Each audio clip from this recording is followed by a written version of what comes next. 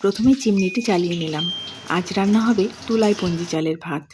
চালটি অনেক আগেই ভিজিয়ে রেখেছিলাম। আরও একবার পরিষ্কার করে ধুয়ে নেব। ধুতেই এত সুন্দর গন্ধ বেরিয়েছে কি বলবো আপনাদের, একদম গোবিন্দভোগ চালের মতো গন্ধ।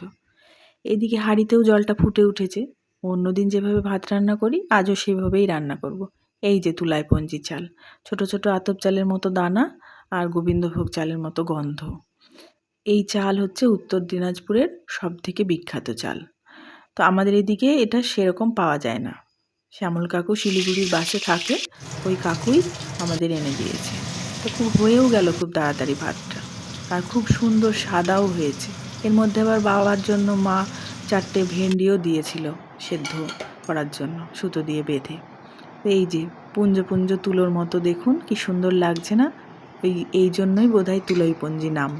একদম সাদা ধবধবে সুন্দর দেখতে, আর এই যে সেদ্ধও হয়েছে দারুণ।